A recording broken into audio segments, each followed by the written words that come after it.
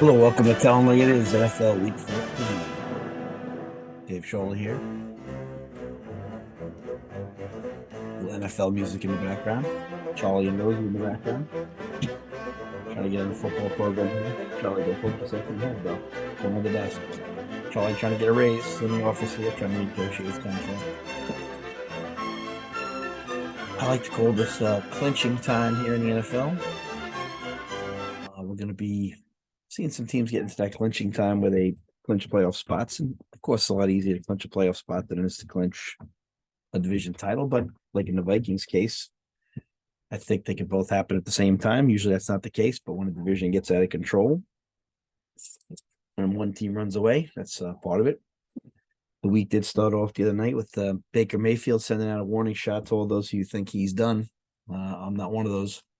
Guy had to play away from beating the Chiefs a couple of years ago without a great team around him. All of a sudden, he gets cast off, goes to Carolina with a crappy coaching situation. Coach gets fired. Here we are. It's a mess. All of a sudden, Baker's the Antichrist, but good for him. He got released because you know what? Somebody else will pick him up.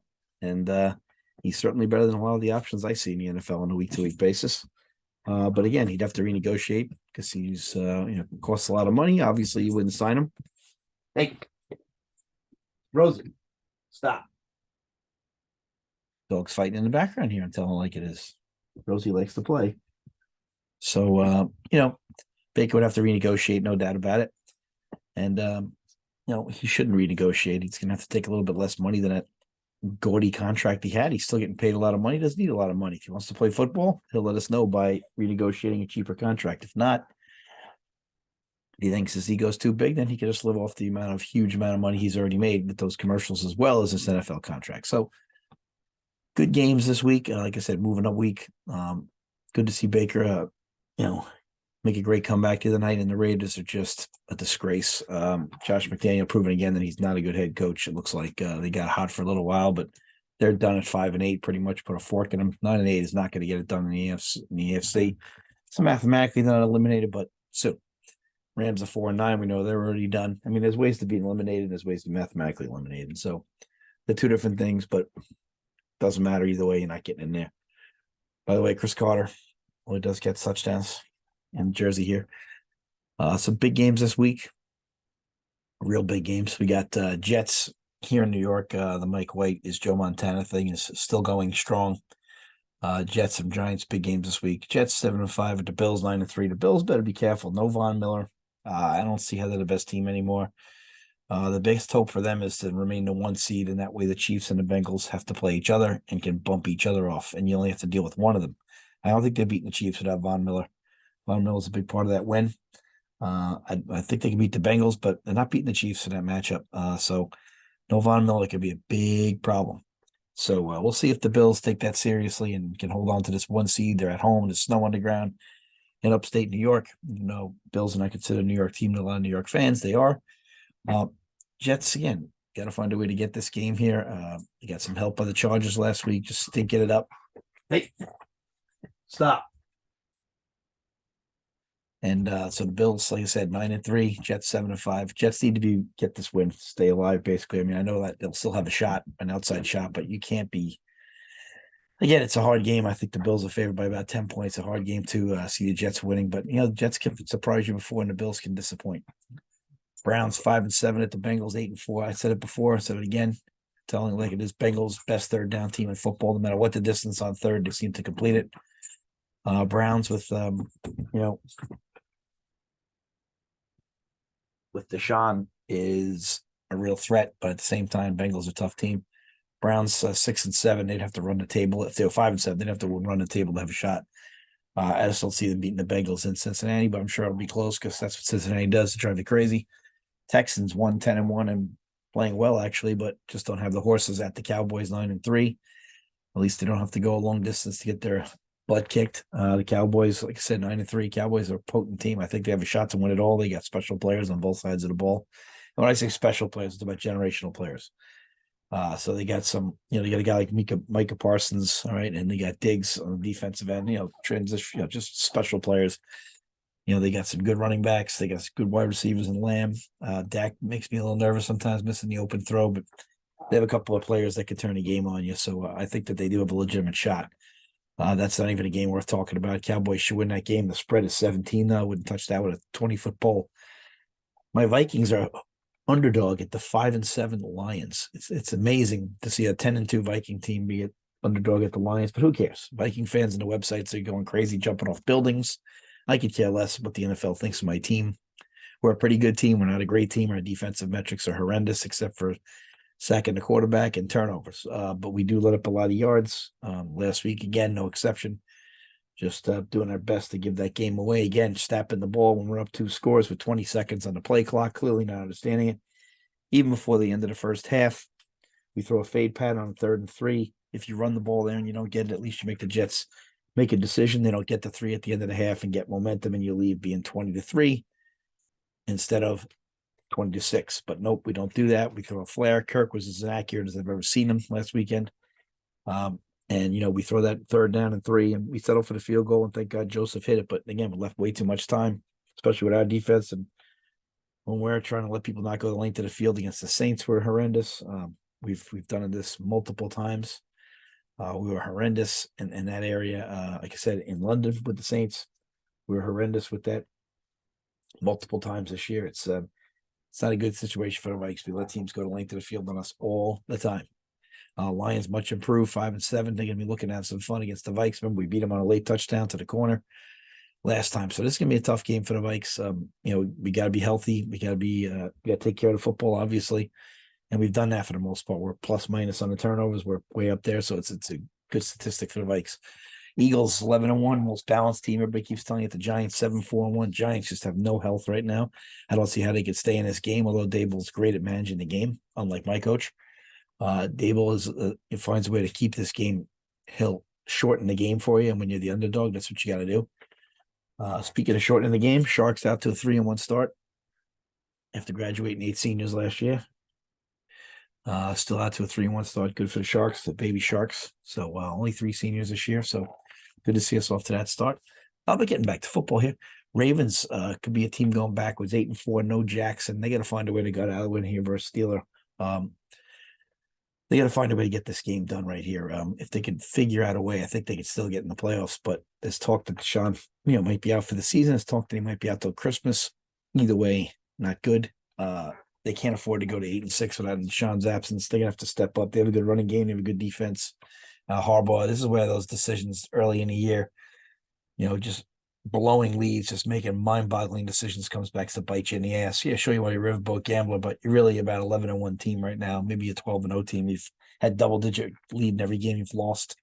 But hey, Harbaugh likes to fancy himself as that riverboat gambler, and he lost a couple of games before because of it. So here we are. Like I said, I'm rooting for the Ravens here. Steelers already done anyway at 5-7, but Ravens give me a big story. Let's see if they're mature about it. See if they can win a game without their QB. Jags at the Titans, the old boring to death bowl. Titans will win that division because it sucks. Trevor's got a toe injury, it seems like. Titans will bore you to death but win a crappy division. Chiefs at the Broncos, the worst game of the week to watch, I think. Broncos might have one of the worst offenses in history. Sutton is sitting out. They still got Judy and Wilson and Sutton. You can't realize how bad an offense is. Chiefs are pissed off after the loss last week to the Bengals. I'm sure they'll beat the crap out of the Broncos. They beat them 14 straight times, which is amazing because the Broncos used to own the Chiefs when Manning was there. And now we have the Chiefs will go to 10-3, and they'll keep the heat on Buffalo. 4-8 Panthers at 7-5 Seahawks. Big maturity game for the Seahawks. They should win the game. They really need to. The Giants and the Commanders found a way to get a tie last week. That kills the Seahawks. Seahawks got to find a way to win this game today and show that they're for real and be 8-5, and maybe with a shot now to chase down the Niners in light of the injury to Jimmy G. But again, we'll see the maturity on the Seahawks. Bucks 6-6 at the Niners 8-4. It's gonna be a tough game. I could see the Bucks winning this game. Purdy did a good job last week, but again, all these people who love Trey Lance shows you where he's at right now. So all you guys get the hype machine for these quarterbacks. Just because you're a quarterback picked high doesn't mean you're a good quarterback. You could pick a guy second in the draft like Mitchell Trubisky. Mitchell Trubisky's not the second best player in the draft. People overrate quarterbacks. They always do. It's wishful thinking.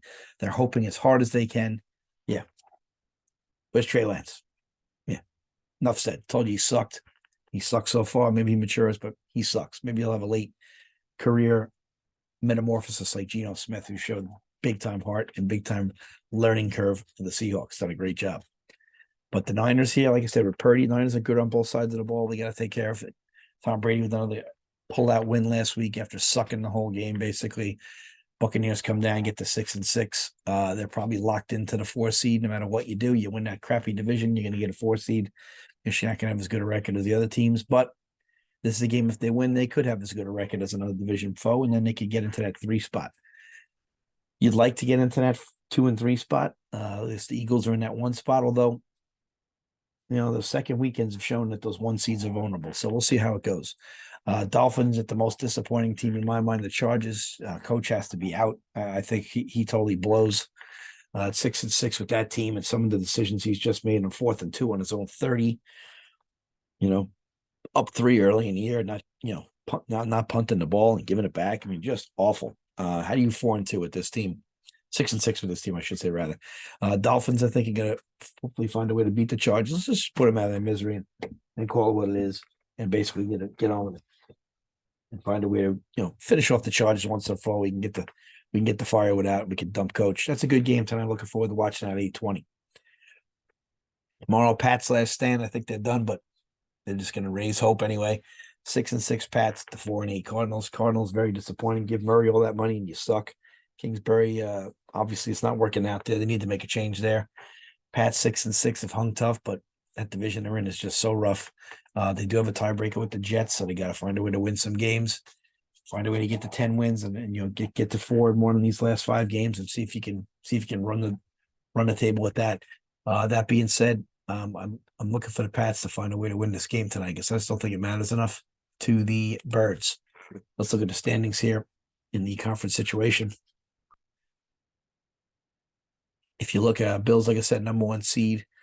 Baltimore, number 3, but I think they're in big trouble with this injury here. It's not coming at a bad time. Titans 4, Bengals 5, Dolphins 6, Jets 7. I think those are 6, very good teams. Well, not the Titans, but those 5 of those first 6 seeds are just really good football teams. I think it's going to be a blast. I just don't see how the Chargers or the Pats can squeak their way in. I guess they could catch the Jets. One of those 3 teams is going to get in.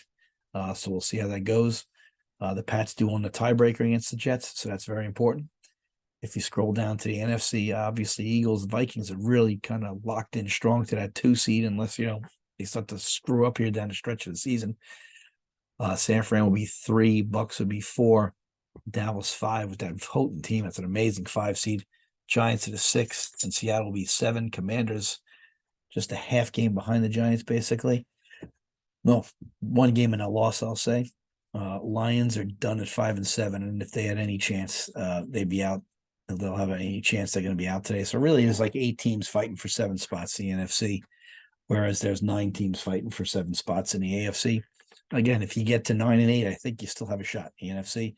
I think in the AFC, you're going to have to find a way to get to 10. But hey, it's starting. A lot of teams are starting to lose, starting to pile up losses. So maybe 9-8 could get you in there as well. I think that tie last week saves the Giants. They got a tough task today with the Eagles. Like I said, Green Bay 5-8. I don't see it happening. Lions 5-7. Going to be tough. They're going to have to start today with Minnesota. I do feel like the Lions are alive. While they have a 2.5-point favorite, I think the Lions are a real threat today to the Vikings. It's a division game. Coach Campbell has his guys pumped up. The running game of the Lions gave the Vikings trouble last time. Goff looked really good. We never mixed up our coverage. The middle of the field's wide open. That kind of stuff. So it should be interesting. I think Kirk's got to be a little bit better today. He did not look good last week. He found a way to take us down the field, but still, we did not look good last week. Kirk was very inaccurate for him. That's a couple of dropped INTs, but still. Kirk did not look like himself. One thing about Kirk Cousins is you can complain all you want. He's very accurate, but it was not last week, throwing balls behind guys and stuff of that nature. So we'll see. Last time they met, Jefferson was held to 3 catches, so I'm sure that they'll try to get him involved early. And we get Cookie and Madison going early. Hockenson back home against the Lions. Hopefully we can find a way to get a W that doesn't give us Vikings and their fans and their faithful nation a heart attack basically every week, because last week we blow a 20-3 lead. This is Viking football. So again, big stuff here in the NFL. A lot of fun situations. Going to be a good week of football. We're all looking forward to that.